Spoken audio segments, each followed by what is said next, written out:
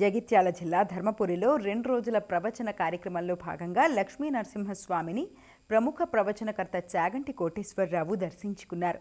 ఆలయ అర్చకులు పూర్ణకుంభంతో స్వాగతం పలికి దర్శన ఏర్పాట్లు చేశారు.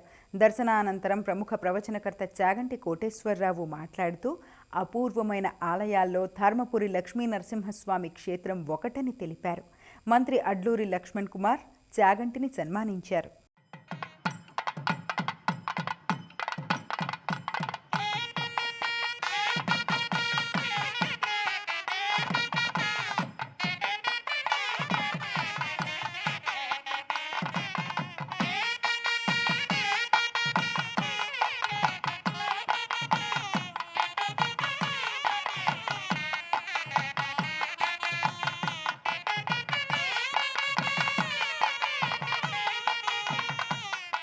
స్వామివారి దర్శనార్థం రావడం జరిగింది.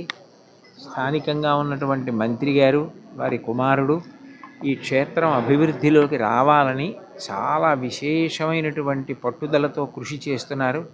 ఆ పైన ఇక్కడ ఉన్నటువంటి అర్చక స్వాములు, ప్రజలు, ఈ దేవస్థానానికి సంబంధించిన వారందరూ కూడా అంత భక్తి తత్పరత కలిగిన వారు. నిజంగా కూడా చాలా అపూర్వమైన దేవాలయాలలో ఇది ఒకటి.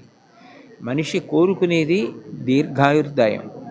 ఆయుర్దాయం ఉంటే కదా శరీరంతో ఏదైనా ఆచరించి తరించడం.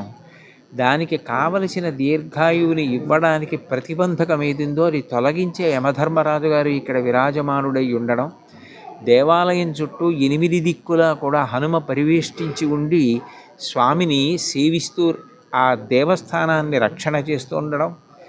విశేషించి నరసింహస్వామి యోగానందాన్ని అనుభవిస్తూ 2 తొడల మీద చేతులు వేసుకుని కూర్చున్నటువంటి ఆ అపూర్వమైన భంగిమ, పక్కన ఉన్న లక్ష్మీదేవి, ఆదిలక్ష్మి.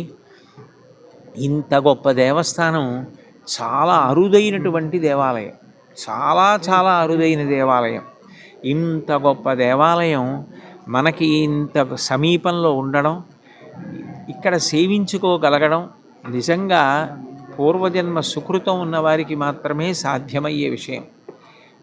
అందరూ ఆ భగవంతుడికి నమస్కరిస్తే ఆయన దర్శనానికి అవకాశాన్ని, అర్హతని కటాక్షిస్తాడు.